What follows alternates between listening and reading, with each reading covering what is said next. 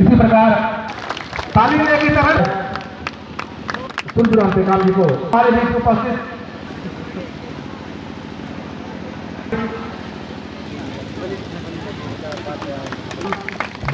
इस प्रकार समाज का यही मांग है कि जल जंगल जमीन बचे। हम पर्यावरण के पुजारी हैं, हम प्रकृति के पुजारी हैं।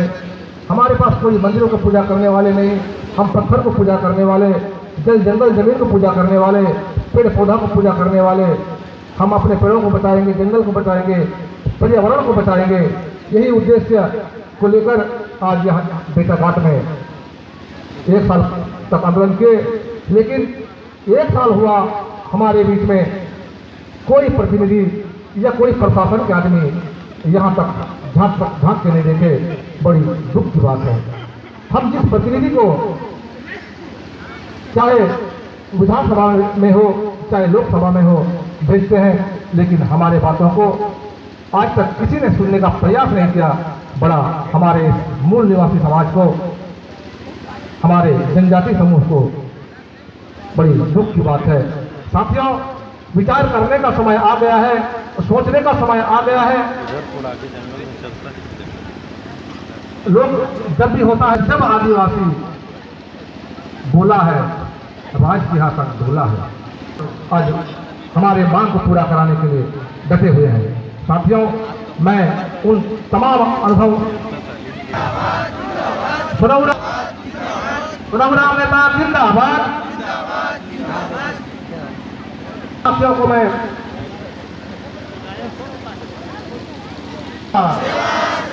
जिम्मेदारी नायाना, जिम्मेदारी नायाना।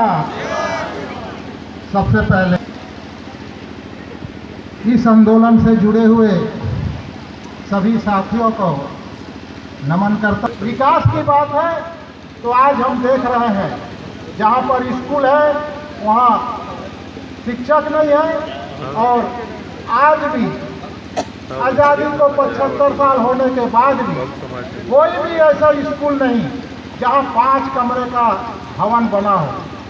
साथियों, ये रोड, ये पुल पुलिया, ये आवागमन का साधन इस क्षेत्र के विकास के लिए नहीं, यहाँ के जंगल का दोहन करने के लिए, यहाँ के खनिज संपदा का दोहन करने के लिए, यहाँ के लोगों को बेघर और स्थापित करने के उद्देश्य से किया जा रहा है। यदि सरकार की मंशा इसी प्रकार होती तो आज नीचे बैलाडिल्ला 13 में और बैलाडिल्ला का उत्खनन हो रहा है। यदि राजस्व का 1% भी वहाँ पर बस्तर विकास के लिए खर्चा कर दिए होते, यहाँ के शिक्षा के लिए, स्वास्थ्य के लिए और यहाँ पर जो हमारे मूल निवासी हैं उनके विकास के लिए, तो आज हमारे बस्तर अंचल के कोई भी ऐसा गांव नहीं रहता जो कि आज शिक्षा से वंचित नहीं रहता। हर परिवार से एक शिक्षित होता, हर परिवार से ग्रेजुएट होता।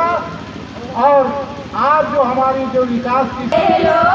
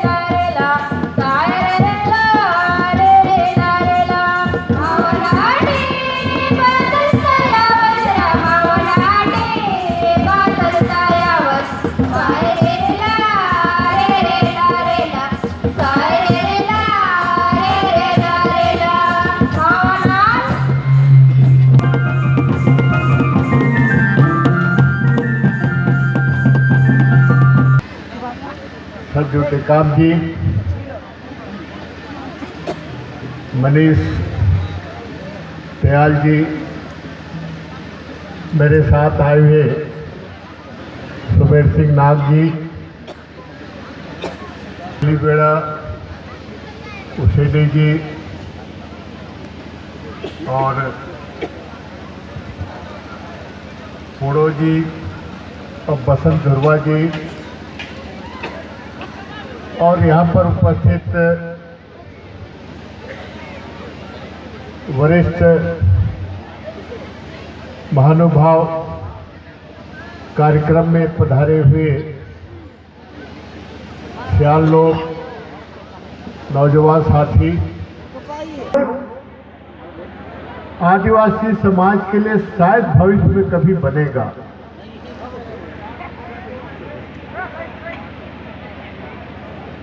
परंतु पार्लियामेंट का कानून को, लोकसभा के कानून को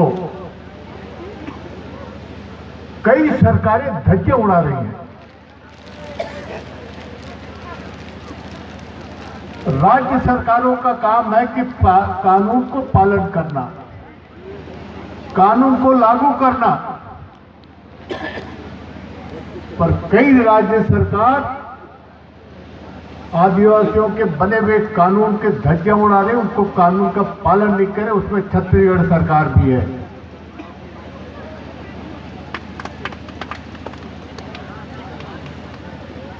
ग्राम सभा को क्यों अधिकार दिया गया उस कानून में?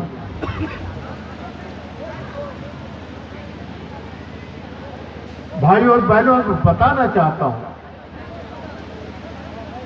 जब पार्लियामेंट में, देश के संसद में इस बात की चर्चा हो रही थी, जब कानून बन रहा था, ग्राम पंचायत को कानून अधिकार दें या ग्राम सभा को, इसमें बहुत चर्चा हुई। ये बात सामने आई कि ग्राम पंचायत में 15 या 16 या 20 पंच सरपंच होते हैं और इस देश के अडानी और अंबानी को 15-16 को खरीदने में 1 मिनट भी नहीं लगेगा।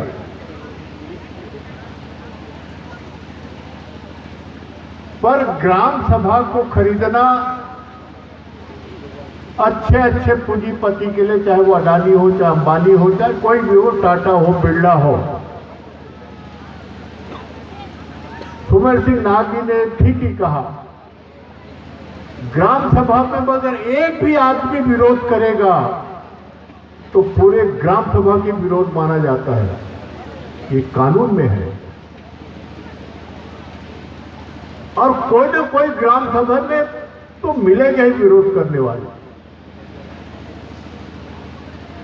आप लोगों का सोच बिल्कुल सही है। कानून के हिसाब से ग्राम सभा में पहली चर्चा होनी चाहिए, क्या बनना है, क्या नहीं बनना है।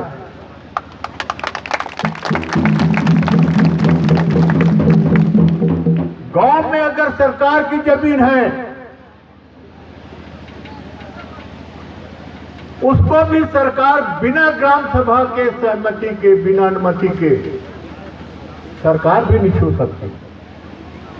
एक कानून बनाया हम लोगों ने।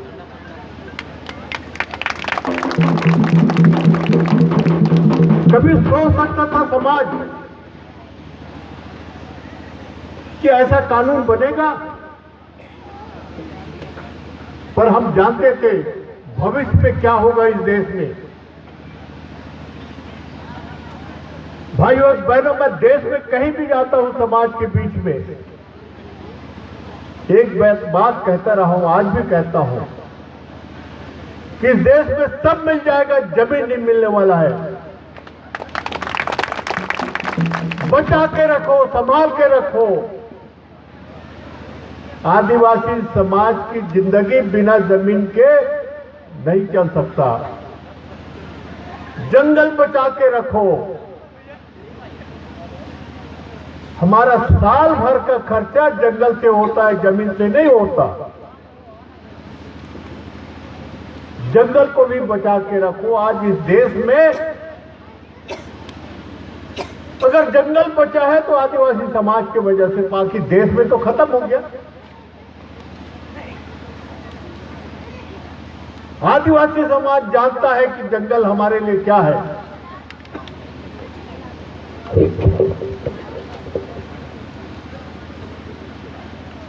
तो पेशा कानून में इस बात को सब रखा गया है। और आज इस देश में, चाहे इस प्रदेश में पेशा कानून को धज्जियां उड़ा रहे हैं।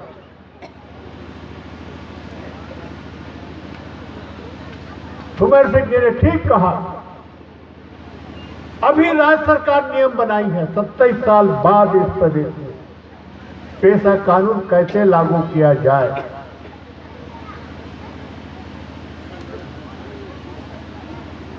ग्राम सभा की जो अधिकार था है आज भी मूल कानून में, पेशा कानून में,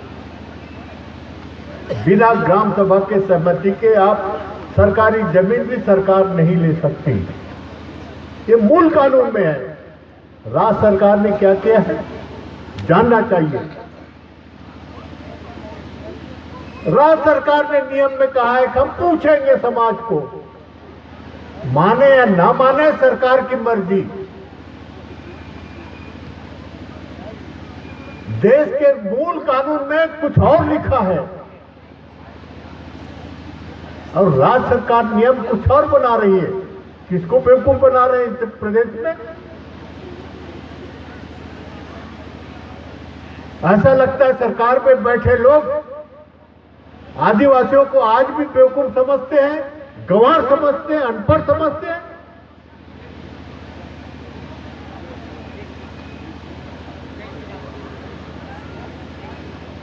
कल पूरे प्रदेश में वीर नारायण सिंह की जयंती मना रहे, शहीद दिवस मनाएंगे पूरे प्रदेश में, राजाराम पठार में। मैं वहीं से आ रहा हूं, कल राज्यपाल महोदय आ रहे हैं। मुझे आज अभी इसलिए आना पड़ा आपके बीच में, और मैं यहां से सीधा वापस राजाराम पठार जाऊंगा, क्योंकि कल राज्यपाल महोदय आ रही है 11 बजे। कानून है,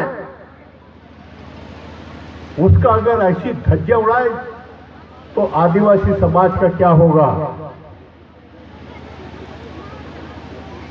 हम तो 50 साल इस देश की राजनीति में काम करते रहे हैं, 60 साल समाज में काम करते रहे हैं।